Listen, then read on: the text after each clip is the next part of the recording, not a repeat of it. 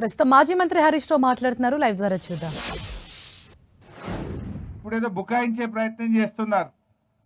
చూడండి, ఆ శివాలయానికి రక్షణగా పెద్ద కోటగోడ లాంటి కట్ట కట్టారు, ఆనకట్ట. ఆ కట్టను కూడా తొలుచుకుంటూ లోపలికి పోయినప్పుడే అర్థమవుతుంది ఇంత పెద్ద కట్ట ఎందుకు కట్టినారు. లోపల ఉండే శివాలయానికి రక్షణగా ఆల్ రౌండ్ అంత పెద్ద కట్ట ఆ రోజుల్లో కట్టారు. ఆ కట్టను ఏ రకంగా తొలిచారో మనం చూస్తున్నాం. ఆ కట్టను తొలుచుకుంటూ లోపలికి వెళ్ళి ఆ దేవాలయాన్ని కూల్చారు. ఇదంతా కూడా తెలియక జరిగింది కాదు, తెలిసే జరిగింది. ఎందుకు ఈ మాట అంటున్నామంటే, సరే రేవంత్ రెడ్డి గారికి కూల్చుడు కొత్త కాదు. హైదరాబాద్లో హైడ్రా పేరిట పేదల బతుకులు కూల్చిండు, పేదల ఇండ్లు కూల్చిండు, చివరికి దేవాలయాలు కూడా కూలుస్తున్నాడు. ఆయన ముఖ్యమంత్రిగా కట్టిందేమి లేదు, కూలగొట్టుడే తప్ప. పేదల ఇండ్లు కూల్చుడు, పేదల బతుకులు కూల్చుడు, దేవాలయాలు కూల్చుడు, మసీదులు కూల్చుడు, చర్చిలు కూల్చుడు. ఇవాళ ముఖ్యమంత్రి రేవంత్ రెడ్డి ప్రమాణ స్వీకారం చేసిన తొలినాలలో ఒక మాట నాకు గుర్తొస్తా ఉంది. నేను సెక్రటరియట్లో పోతే లంక బిందెలు ఉంటాయి అనుకున్నా, కానీ ఈడ సెక్రటరియట్లో చూస్తే లంక బిందెలు కనబడతలేవు అని మాట్లాడిండు. రేవంత్ రెడ్డి ముఖ్యమంత్రి అయింది లంక బిందెలు ఎత్తుక్కోవడానిక? అందుకే ఆయన ముఖ్యమంత్రి అయిన తొలినాలలో ఏం చేసిందంటే, ఆ నిజాం కట్టడాలు ఉండే హైదరాబాద్ చుట్టూ ఆయన అనుయాయులను పెట్టి ఆడేమైనా లంక బిందెలు దొరుకుతాయేమో అని బాగానే ఎతికిండు. ఆ నిజాం కట్టడాలు, నిజాం చారిత్రక భవనాల చుట్టూ ఆయన అనుయాయులతో చాలా రోజులు ఎతికిండు. మరి ఆయన దొరికినాయో దొరకలేదో నాకు తెలియదు. ఇప్పుడు ఇక మన మీద పడ్డాడు, కాకతీయుల మీద. కాకతీయ రాజులు నిర్మించినటువంటి పురాతన ఆలయాల్లో మరి అక్కడ ఆ నిధులు, లంకె బిందెలు ఉంటాయి, గుప్త నిధులు ఉంటాయని చెప్పి ప్రసిద్ధి. ఎందుకంటే ఆ రోజుల్లో ఏం చెప్పేవాళ్ళంటే, శత్రురాజులు దాడి చేసినప్పుడు వారికి దొరకకుండా ఉండడానికి వజ్రాలు, వైడూర్యాలు, సంపదనంతా కూడా మరి గుహల్లో కానీ దేవాలయాల దగ్గర దాచేవారని నానుడు ఉంటుంది. సో అందుకే రేవంత్ రెడ్డి గారు ఉద్దేశపూర్వకంగా, ఎందుకంటే ఆయనే విద్యాశాఖ మంత్రి, ఈ స్కూల్ ఇక్కడ శాంక్షన్ కాలే.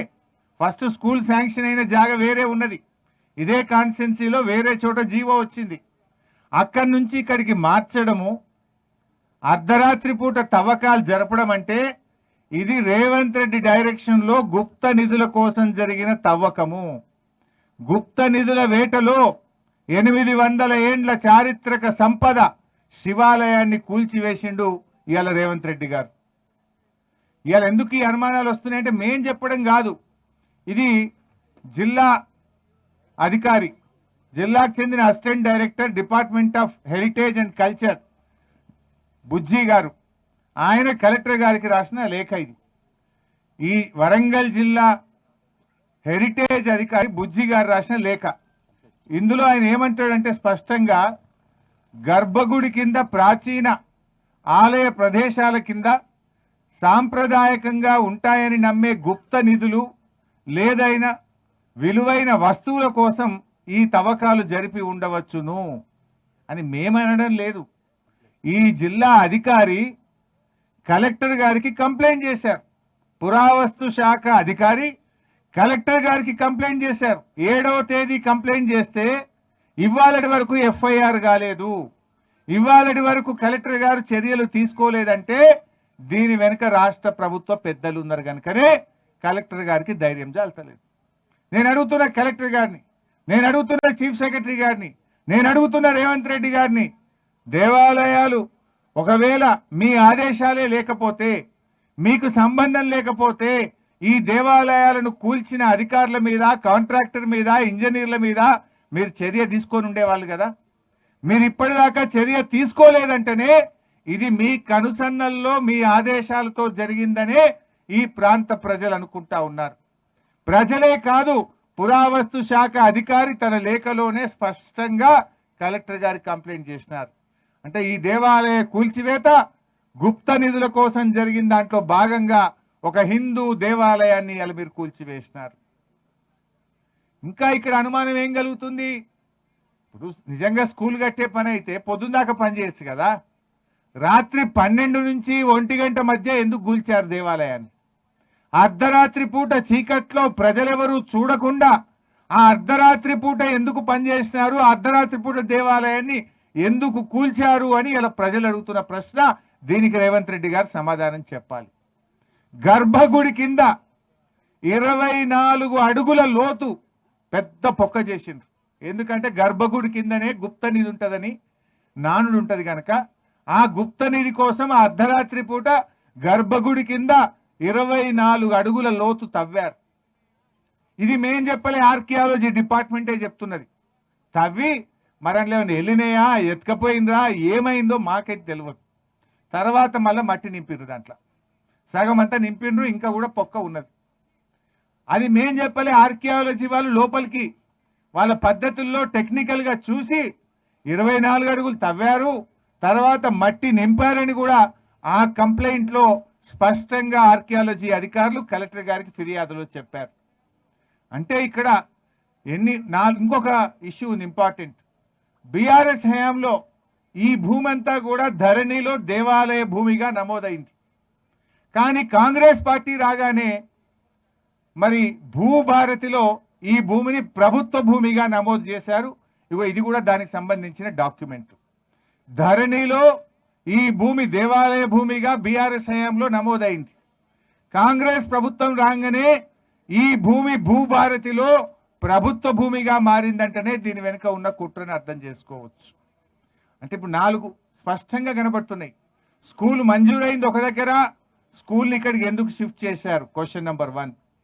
క్వశ్చన్ నెంబర్ 2, ఇవాళ ఆర్కియాలజీ డిపార్ట్మెంట్ జిల్లా అధికారి 7వ తారీఖున కలెక్టర్ గారికి ఫిర్యాదు చేస్తే ఇక్కడ గుప్త నిధుల కోసం తవ్వకాలు జరిగినాయని స్పష్టంగా రాసిన తర్వాత ఎందుకు ఎఫ్ఐఆర్ నమోదు చేయలేదు, ఇప్పటిదాకా ఎవరిపైన ఎందుకు చర్యలు తీసుకోలేదు? క్వశ్చన్ నెంబర్ 2 అది. దెన్ క్వశ్చన్ నెంబర్ 3, తవ్వకాలు అర్ధరాత్రి పూట ఎందుకు చేసినారు?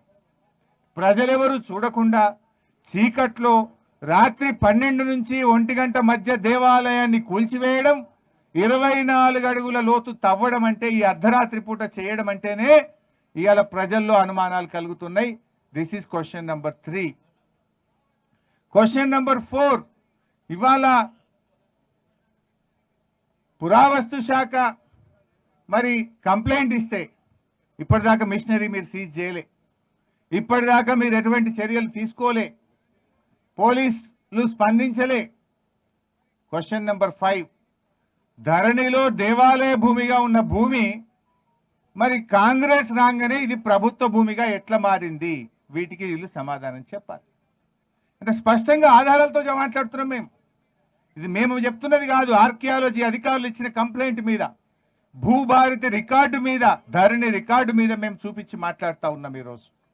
అంటే ఇంత స్పష్టంగా మనకేమర్థమవుతుంది? ఇది పూర్తిగా గుప్త నిధుల వేటలో రాష్ట్ర ప్రభుత్వ పెద్దలు చేసిన దోపిడిలో ఇవాళ దేవాలయాన్ని కూల్చివేసినారు. ఎందుకంటే రేవంత్ రెడ్డి ఎప్పుడు మాట్లాడతాడు లంక బిందెలు అంటాడు. లంక బిందెల వేటలో రేవంత్ రెడ్డి గారు ఈ దేవాలయాన్ని కూల్చిండు. అర్ధరాత్రి పూట ఆ 24 అడుగులు మరి ఎక్కడైతే విగ్రహం ఉందో దాని కింద తవ్వకాలు జరిగినాయి అంటేనే ఇక్కడ అనుమానం కలుగుతుంది. ఇలా బుకాయిస్తున్నారు, లేలే మేమేదో చిన్నగా తలిగింది అన్నారు. అడవై చూస్తే ఏమున్నది? పెద్ద పెద్ద రాతి కట్టడాలను ముక్కలు చేసిండ్రు. ఎక్కడికక్కడ ముక్కలు చేసినట్టుగా స్పష్టంగా కనబడతా ఉంది. అందువల్ల మేము ప్రభుత్వాన్ని సూటిగా 4-5 డిమాండ్లు పెడతా ఉన్నాం.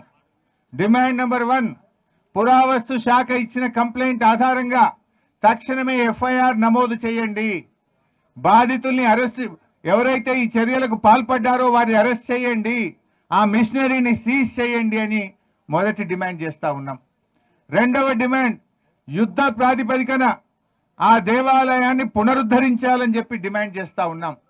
మూడవ డిమాండ్, ఆ స్థలాన్ని, ఎందుకంటే 1958 పురావస్తు శాఖ చట్టం ప్రకారంగా 100 ఏళ్లకు పైబడిన ఏ దేవాలయమైనా ఏ కట్టడమైనా అది పురావస్తు శాఖ పరిధిలోకి వస్తుంది.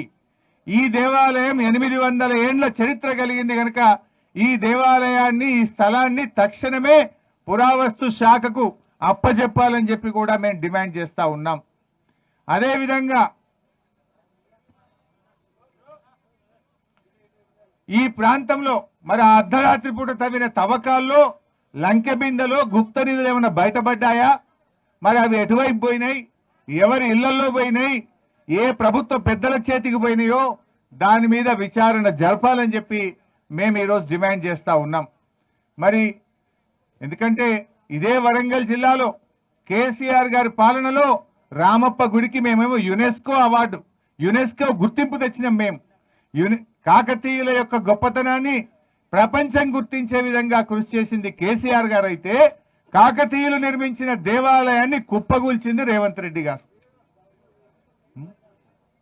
ఇవాళ కాకతీయుల యొక్క చెరువులు, వారు నిర్మించిన చెరువులను కేసీఆర్ గారు మిషన్ కాకతీయ పేరిట ఆ చెరువులను పునరుద్ధరించి ఆ కాకతీయ రెడ్డి రాజుల యొక్క గొప్పతనాన్ని, వారి పనిని ప్రపంచానికి చాటి చెప్పింది కేసీఆర్. మీరేమో వాళ్ళు నిర్మించింది కూలగొడతా ఉన్నారు. సో దీని మీద ఎందుకంటే ఇంత స్పష్టంగా కనబడుతుంది, లోపలికి ఎంట్రీ కావాలంటేనే బహుశా అది కొన్ని గంటలు తవ్వుతే తప్ప లోపలికి పోరాదు. ఇది చుట్టూ కట్టినటువంటి కట్టడం అంటే ఆ దేవాలయ పరిరక్షణకు చుట్టూ కోటగోడ లాంటి కట్టగట్టినది. ఇది ఒరిజినల్ మ్యాప్, గొలుసు మ్యాప్ ఒరిజినల్ది. అంటే ఇంత స్పష్టంగా తెలిసి జరిగి